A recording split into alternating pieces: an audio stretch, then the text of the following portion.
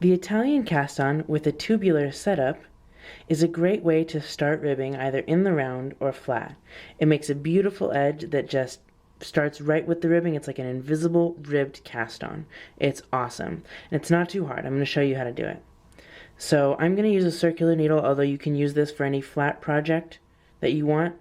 I'm going to use a circular needle because you might want to do it for like the ribbing of a cuff or something like that. That's pretty common. So, and I guess, I don't know, the first time I tried to learn to do it from some book with a circular needle, it was so confusing. So I want to straighten that out for everyone. So you're going to need a long tail, just like for the long tail cast on. I'm going to do 20 stitches. So I have enough tail, definitely enough tail for 20 stitches. So let's see, we don't need to make a slip knot. We're going to just hold the needle in the right hand like this and just put a loop like that right on the needle. And then tension the 2 strands of yarn just like you do when you're doing the long tail cast on. Like that. Like that. Alright, now hold this loop on here so it doesn't go anywhere. Hold it with your right hand. And we're going to be actually making knit and purl stitches as we cast on. And this is what it looks like. The needle comes towards you and under this loop right here. And then to the back, over the back of the loop on your pointer finger, and then under both loops. That is one knitted cast on stitch. And you can see it looks like a knit stitch. Okay? Now we're going to do a purl stitch. The needle goes back to the back, around the back, under both yarns, up and over the first yarn, and down and under the second yarn. It's going to be a pretty easy rhythm to get, to memorize. So you can see it looks like a purl stitch. Alright, now we just repeat those 2. Here we go. Okay, so for the knit stitch, whoops.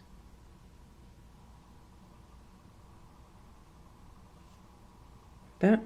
For the purl stitch,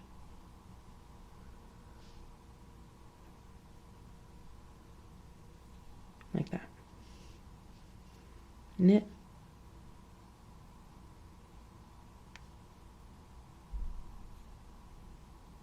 purl.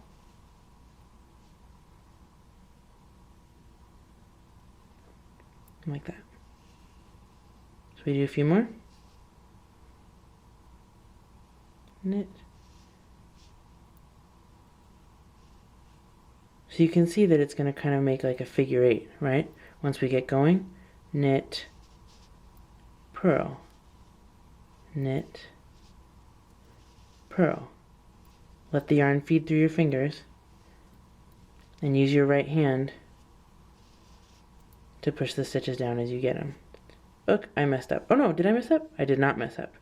I was like, I feel like I got a good rhythm going. Alright, let's see how many stitches we have. Okay, this one's going to count as the first stitch with that loop on there. So we've got 5, 10, 19. That doesn't sound right. 1, 2, 3, 5, 6, 7, 10, 11, 12, 13, 14. Ha ha ha, 5, 10, 19. That's not how you count, is it? Alright, stick to casting on, Leah. It's what you do best. So, the knit stitch and the purl stitch.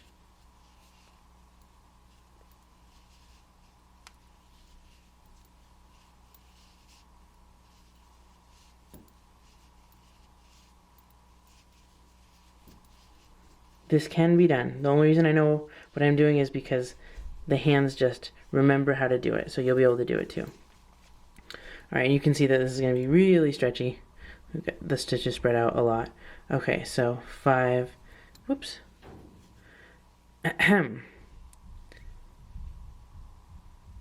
5, 10, 15, and there was 20, so I had some extra.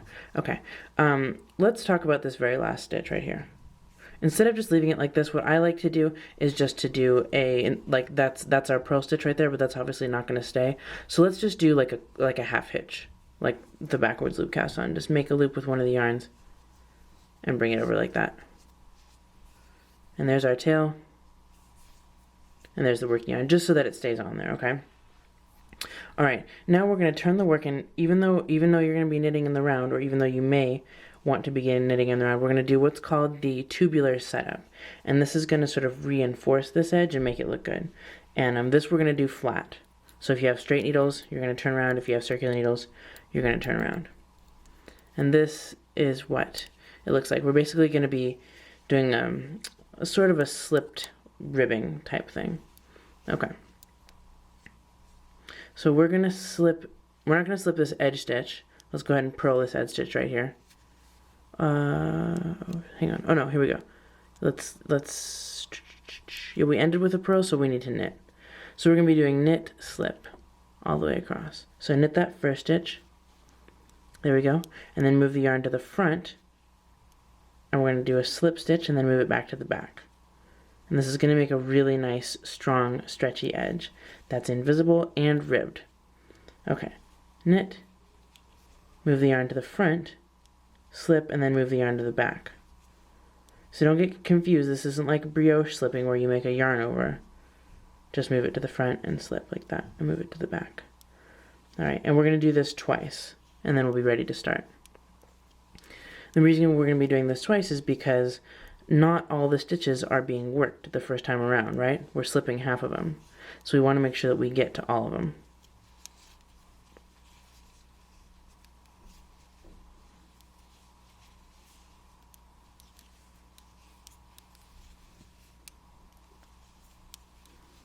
And I'll show you American style when we go back the other way.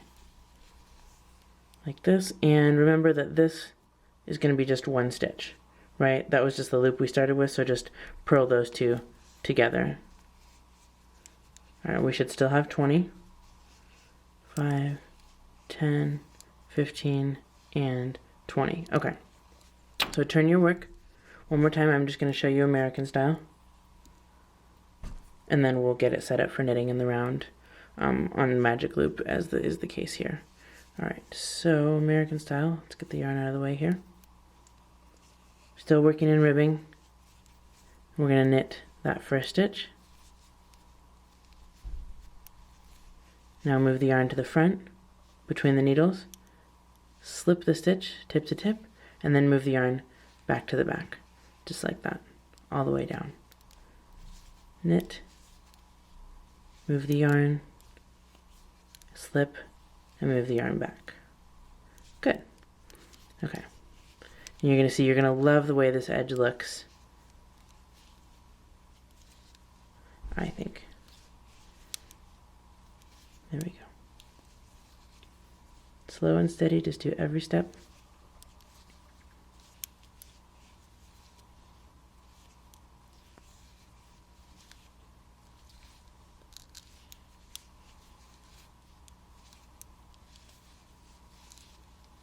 So don't mess up and actually accidentally start ribbing, okay? We're just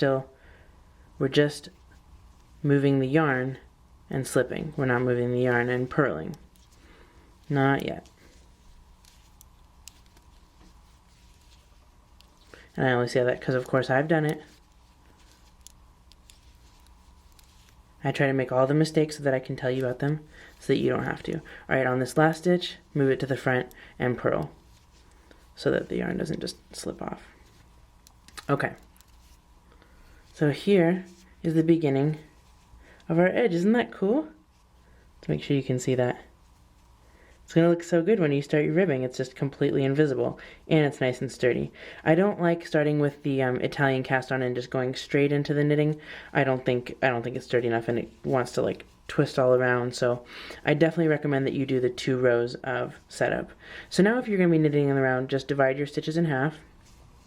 I had 20, so I'll count 10 each and pull the loop out like that halfway through my stitches so that I have 10. Push everything onto my 2 needle tips. Let's see, I have 10 and 10. Make sure that the yarn's coming off the back needle, which it is not, so let's move those around.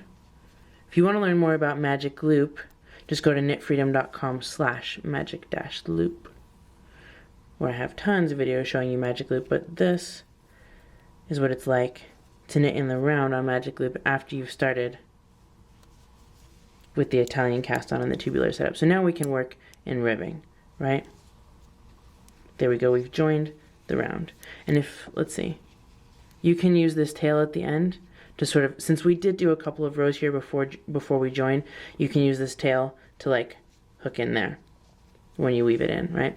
All right, so now we can start working in ribbing, and I'll just show you briefly what that's going to begin to look like.